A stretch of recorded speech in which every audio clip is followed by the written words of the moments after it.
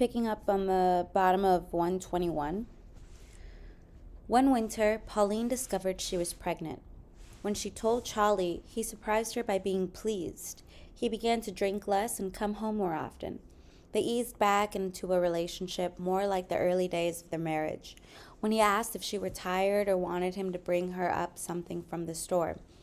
In this state of ease, Pauline stopped doing day work and returned to her housekeeping. But the loneliness in those 2 rooms had not gone away. When the winter sun hit the peeling green paint of the kitchen chairs, when the smoked hogs were boiling in the pot, when all she could hear was the truck delivering furniture downstairs, she thought about back home, about how she had been all alone most of the time then too, but that this lonesomeness was different. Then she stopped staring at the green chairs at the delivery truck.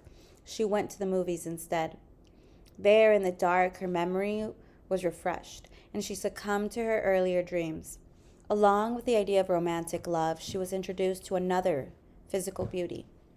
Probably the most destructive ideas in the history of human thought. Both originated in envy, thrived in insecurity, and ended in disillusion.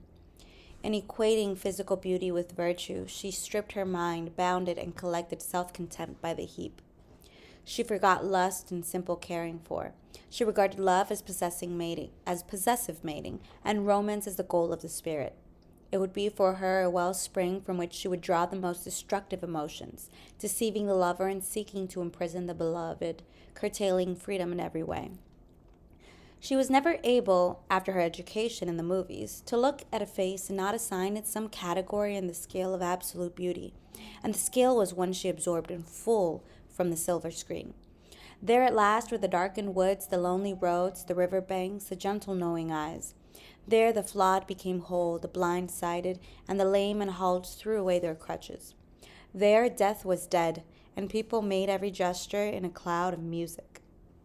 There the black and white images came together, making a magnificent whole, all projected through the ray of light from above and behind. It was really a simple pleasure, but she learned all there was to love and all there was to hate. The loneliest time I'd be happy seemed like when I was in the picture show. Every time I went. I'd go early, before the show started. They'd cut off the lights and everything be black. Then the screen would light up and I'd move right on in them pictures. White men taking such good care of they women, and they all dressed up in big clean houses with the bathtubs right in the same room with the toilet. Them pictures gave me a lot of pleasure, but it made coming home hard, and looking at Charlie hard. I don't know. I remember one time I went to see Clark Gable and Jean Harlow. I fixed my hair up like I'd seen hers on a magazine, a part on the side with one little curl on my forehead. It looked just like her. Well, almost just like. Anyway, I sat in that show with my hair done up that way and had a good time. I thought I'd see it through to the end again. I got up to get me some candy. I was sitting back in my seat and I'd taken a big bite of that candy and it pulled a tooth right out of my mouth. I could have cried. I had good teeth, not a rotten one in my head. I don't believe I ever did get over that. There I was, 5 months pregnant, trying to look like Jean Harlow, and a front tooth gone. Everything went then. Looked like I just didn't care no more after that. I let my hair go back, plaited it up, and settled down just being ugly. I still went to the pictures, though, but the meanness got worse. I wanted my tooth back. Charlie poked fun at me, and we started fighting again. I tried to kill him. He didn't hit me too hard because I was pregnant, I guess, but the fights, once they got started up again, kept up. He began to make me madder than anything I knowed, and I couldn't keep my hands off him. Well, I had that baby, a boy, and after that I got pregnant again with another one. But it weren't like I thought it was going to be. I love them and all, I guess, but maybe it was having no money or maybe it was Charlie, but they sure worried the life out of me. Sometimes I'd catch myself hollering at them and beating them, and I'd feel sorry for them, but I couldn't seem to stop. When I had the second one, a girl, I remember I said I'd love it no matter what it looked like. She looked like a black ball of hair. I don't recollect trying to get pregnant the first time, but that second time, I actually tried to get pregnant. Maybe because I had one already and wasn't scared to do it.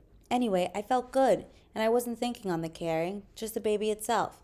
I used to talk to it whilst it being still in my womb, like good friends we was. You know, I'd be hanging, wash, and I knowed lifting weren't good for it. I'd say to it, hold on now, I gone hang up these few rags, don't get froggy, it'd be over soon. It wouldn't leap or nothing. Or I'd be mixing something in a bowl for the old child and I'd talk to it then too. Just friendly talk. Up till the end, I felt good about that baby. I went to the hospital when my time come, so I could be easeful. I didn't want to have it at home like I done with the boy. They put me in a big room with a whole mess of women. The pains was coming, but not too bad. A little old doctor come and examined me. He had all sorts of stuff. He gloved his hand and put some kind of jelly on it and rammed it up between my legs. When he left off, some more doctors come. One old one and some young ones. The old one was learning the young ones about babies, showing them how to do it. When he got to me, he said, "Now these here women you don't have any trouble with. They deliver right away and with no pain, just like horses." The young one smiled a little. They looked at my stomach and between my legs. They never said nothing to me. Only one looked at me. Looked at my face, I mean. I looked right back at him. He dropped his eyes and turned red. He knowed, I reckon, that maybe I weren't no horse foaling, but them others, they didn't know. They went on. I seed them talking to them white women. "How do you feel? Gonna have twins?" Just shucking them, of course, but nice talk. Nice friendly talk. I got edgy. When them pains got harder, I was glad. Glad to have something else to think about. I moaned something awful. The pains wasn't as bad as I let on, but I had to let them people know having a baby was more than just a bowel movement. I hurt just like them white women.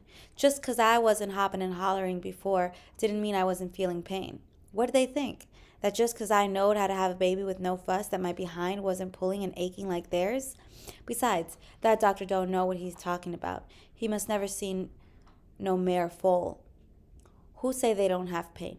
Just 'cause she don't cry? 'Cause she can't say it? They think it ain't there? If they looks in her eyes and they seem them eyeballs lollin' back, see the sorrowful look, they'd know. Anyway, the baby come. Big ol' healthy thing. She looked different from what I thought. Reckon I talked to it so much before I conjured up a mind's eye view of it. So when I seed it, it was like looking at a picture of your mama when she was a girl. You knows who she is, but she don't look the same. They give her to me for a nursing, and she liked to pull my nipple off right away. She caught on fast, not like Sammy. He was the hardest child to feed. But Piccola looked like she knowed right off what to do. A right smart baby she was. I used to like to watch her. They makes them greedy sounds, eyes all soft and wet. A cross between a puppy and a dying man. But I knowed she was ugly. Head full of pretty hair, but Lord, she was ugly. When Sammy and Piccola were still young, Pauline had to go back to work. She was older now, with no time for dreams and movies. It was time to pull all of the pieces together, make coherence where before there had been none. The children gave her this need. She herself was no longer a child, so she became, and her process of becoming was like most of ours. She developed a hatred for things that mystified or obstructed her, acquired virtues that were easy to maintain, assigned herself a role in the scheme of things, and harked back to the simpler time of gratification. She took on the full responsibility and recognition of breadwinner and returned to the church. First, however, she moved out of the 2 rooms into a spacious first floor of a building that had been built as a store. She came into her own with the women who had despised her by being more moral than they. She avenged herself on Charlie by forcing him to indulge in the weakness she despised. She joined a church where shouting was frowned upon, served on stewardess board number 3, and became a member of the ladies' circle number 1. At prayer meeting, she moaned and sighed over Charlie's ways, and hoped God would help her keep the children from the sins of her father. She stopped saying children and said children instead. She let another tooth fall and was outraged by painted ladies who thought only of clothes and men. Holding Charlie as a model of sin and failure, she bore him like a crown of thorns, and her children like a cross. It was her good fortune to find a permanent job in the home of a well-to-do family whose members were affectionate, appreciative, and generous.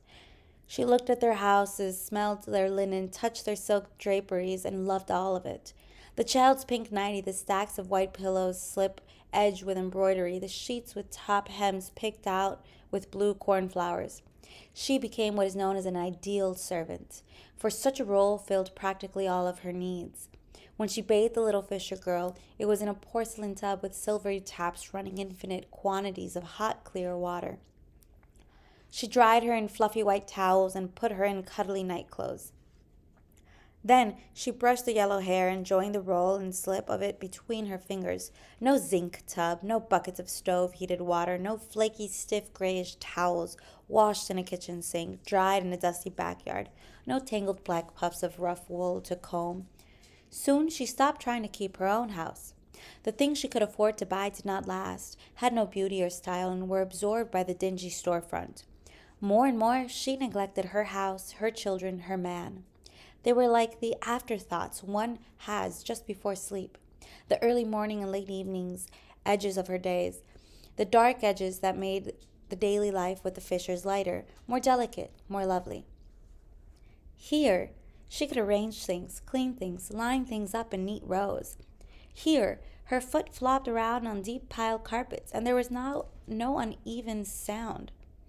Here, she found beauty, order, cleanliness, and praise. Mr. Fisher said, I would rather sell the blueberry cobblers than real estate. She reigned over cupboards stacked high with food that would not be eaten for weeks, even months. She was queen of the canned vegetables bought by the case, special fondants and ribbon candy curled up in tiny silver dishes. The creditors and service people who humiliated her when she went to them on her own behalf respected her, or even intimidated by her when she spoke for the Fishers. She refused beef slightly dark or with edges not properly trimmed. The slightly wrecking fish that she accepted for her own family she would all but throw in the fishman's face if he sent it to the Fisher house. Power, praise, and luxury were hers in this household. They even gave her what she never had, a nickname, Polly. It was her pleasure to stand in the kitchen and at the end of the day and survey her handiwork. Knowing there were deep soap bars by the dozen, bacon by the rasher, and reveling in her shiny pots and pans and polished floors. Hearing, we'll never let her go. We could never find anybody like Polly. She will not leave the kitchen until everything is in order. Really, she is the ideal servant. Pauline kept this order, this beauty, for herself, a private world, and never introduced it into her storefront or to her children. Them she bent toward respectability, and in so doing taught them fear. Fear of being clumsy, fear of being like their father, fear of not being loved by God, fear of madness like Charlie's mother. Into her son she beat a loud desire to run away, and into her daughter she beat a fear of growing up, fear of other people, fear of life. All the meaningfulness of her life was in her work, for her virtues were intact. She was an active churchwoman, did not drink, smoke, or carouse, defended herself mightily against Charlie, rose above him in every way, and felt she was fulfilling a mother's role conscientiously when she pointed out their father's fault to keep them from having them, or punished them when they showed any slovenliness, no matter how slight, when she worked 12 to 16 hours a day to support them. And the world itself agreed with her. It was only sometimes, and then rarely, that she thought about the old days, or what her life had turned to. They were musings, idle thoughts, full sometimes of the old drumminess, but not the kind of things she cared to dwell on. Geez. The next few pages, she's just describing her sex life with Charlie, so I will not read that. You're basically done.